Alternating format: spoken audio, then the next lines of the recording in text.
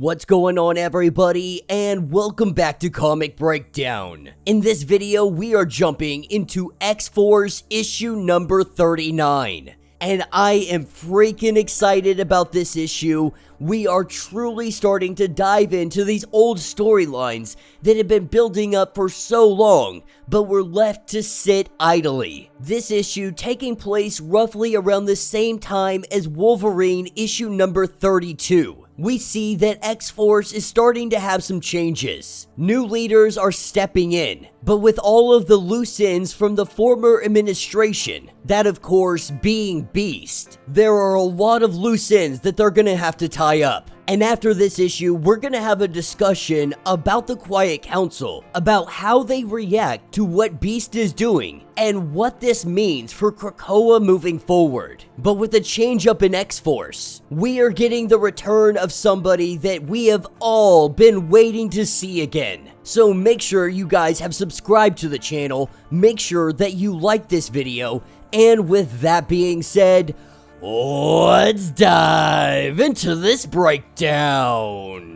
Alright gang, so as we pick up with this issue, we are picking up exactly where we had left off. Wolverine had come in, he dropped the body of Beast. He told the Quiet Council that they need to handle the situation while he goes hunting. And so as the Quiet Council examines the body, we have Sage, who is also coming in to discuss this. The thing is, most of the Quiet Council have known of his wrongdoings, with Exodus vaporizing the body of Beast, leaving no trace of it whatsoever. Sage comes in and she tries to have a discussion, but almost instantly, Xavier cuts her off. With everybody receiving a psychic briefing, Mystique is the first to add in the but. They don't want to form any kind of mob or pretend that his motives are evil. Sage trying to say that she has some thoughts, yet again, Xavier interrupts her. He says that this is a complicated situation, that as Mystique points out, almost all of them have been in similar complicated situations at one point or another. He will agree that Beast has made impure and even illegal decisions, that there is no argument to this. But the question that they must ask, or at least the question he believes that they need to ask, is Beast an enemy of Krakoa? And Xavier doesn't believe that there is an easy answer for this. Now Sage says that he killed Wolverine. No, he murdered Wolverine. Xavier saying that this is true. It is an undeniable crime. But Wolverine responded with a crime of his own, and we are not having Wolverine stand on trial. He says that there is no easy answer. And while Sage may not be on this Quiet Council, Beast left this island. He took significant amount of compromising data with him, and Xavier tries to play off like he's not defending Beast. But he says that Beast is defending them, that they are philosophically and strategically splintered, that is their problem. Now Sage is coming to the understanding that they're simply gonna let Beast go, and Emma Frost chiming in saying that they very well may at some point go and hunt down Beast. But right now, they are struggling diplomatically. Everyone wants access, even some by force, to the resurrection technology. Beast is making an independent defensive choice for Krakoa. She has no doubt that he is going to take out some of their aggressors. But this also means that they are going to be off the hook with the UN. These are deniable operations, rogue acts of war, with Sebastian Shaw saying that this keeps their hands clean. In his mind, it is a very brilliant maneuver, with Storm being the one few people of reason, saying that there must be consequences. There has to be change that comes out of this. And so Storm would like to recommend for Sage to be appointed as director of X-Force. And Xavier goes on to say that this is excellent. In the same spirit of renewal and independence, he wants to forget about Beast entirely. In other words, he's not an ally of X-Force, but he is not to be a target either. But Storm has one more request. It is clear that X-Force needs some oversight, and so she motions that one of the Quiet Council joins X-Force, that they report back to the Council on a regular basis. And who other to step up and volunteer himself than Colossus? With there being no objections to this, Colossus is now the overseer to X-Force, which means that his brother in Russia now has eyes on all X-Force operations. This is what takes us up into space. The private security prison that Beast had once owned, now belonging in the hands of our pirates. And right now, they have an entire block in this ship full of abominations, ones that Beast had created. They are thinking that maybe it's time to unload them. And back down on Krakoa, we have Black Tom, Sage, Omega Red, and Deadpool. We see them erect the new X-Force headquarters. No longer in hiding, but no longer able for people to just walk into it either. A giant treehouse has been created. They are actively a part of Krakoa, but also separate from it. As we jump over to the Green Lagoon, we have X-23, A.K.A. Wolverine, A.K.A. Laura. This is the young version, but she sits here at a table with Juggernaut and some others, and they play a game. A drinking game where you take shots and you punch the person in the face until they either pass out or they're too drunk to keep playing. Obviously, this quickly goes sideways, but with Wolverine busting some kneecaps, this is where she runs into Sage, because Sage would like to have a word with her. She wants Wolverine to join X-Force. Right now, Wolverine, Logan, he is too busy focusing on catching Beast. What she is insinuating is that Wolverine isn't a part of X-Force as it stands. He is out doing his own thing on a solo mission, and she needs a Wolverine on X-Force,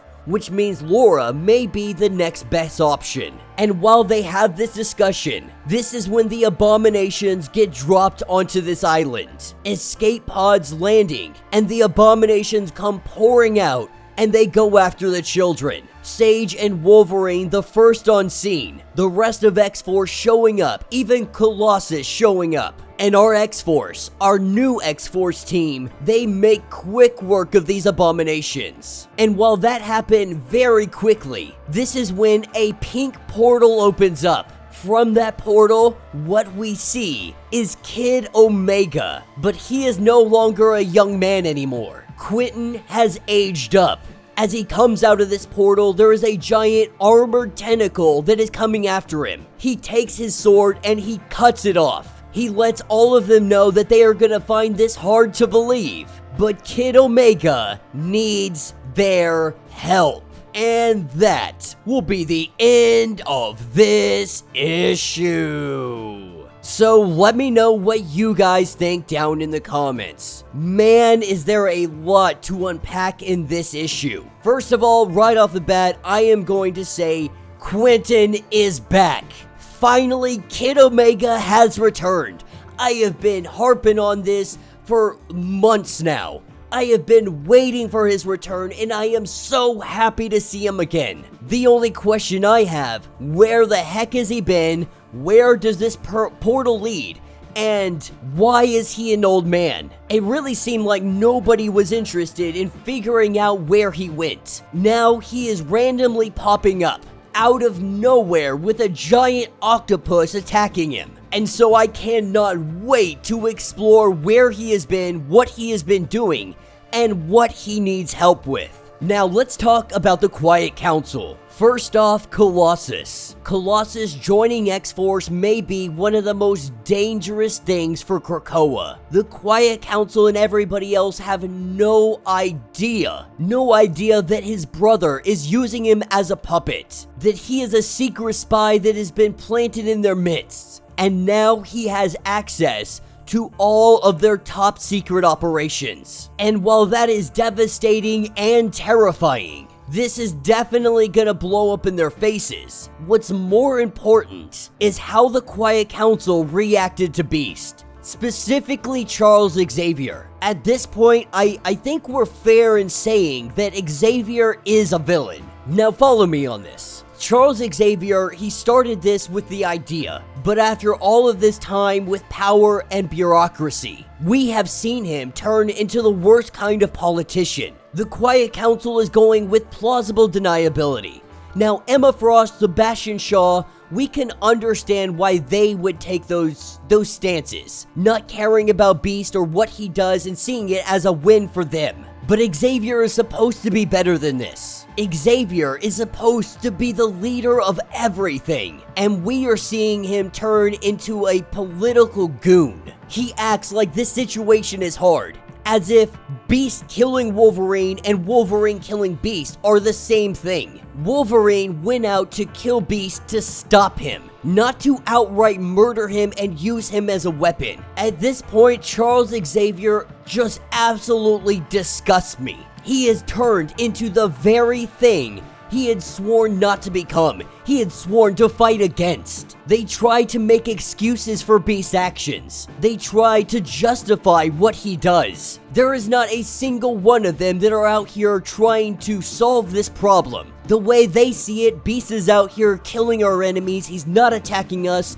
so it's not our problem. Completely ignoring the ramifications of having Beast out here doing all of these, regardless if he works with Krakoa or not. The enemies of Krakoa will only see this as mutant aggression. There is no way around that. And the fact that they make no effort to stop him in any way, you could call this proxy war. It is sad that Storm is the only one to be a voice of reason in any way. Even then, Storm doesn't go to hunt him down. She just puts Sage in charge. And once Sage got the director of X-Force, the idea of tracking down Beast pretty much went away. Instead, she got excited about her new position, the new changes that she's gonna make, the things that she is going to do with X-Force. While everybody just sits back and they're like, yeah, Beast is gonna go, he's gonna go kill a bunch of people, he's gonna kill some politicians, he's gonna take out some world leaders.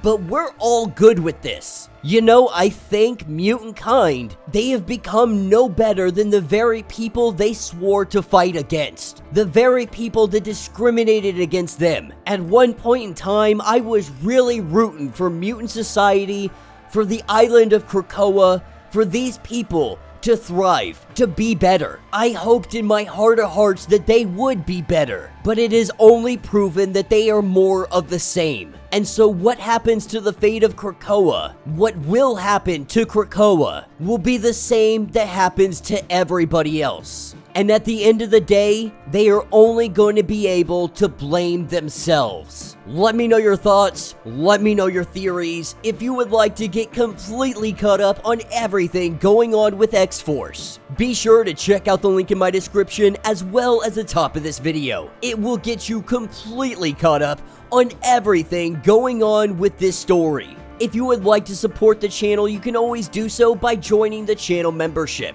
Much like Patreon, having multiple different tiers, from $1 to $50. From loyalty badges to getting comics every single month. Not only does this help out the channel tremendously, but you are getting tons of perks in the process. If you are unable to do this, do me a favor, subscribe to the channel, like this video, hit that notification bell, and with that being said, until the next breakdown.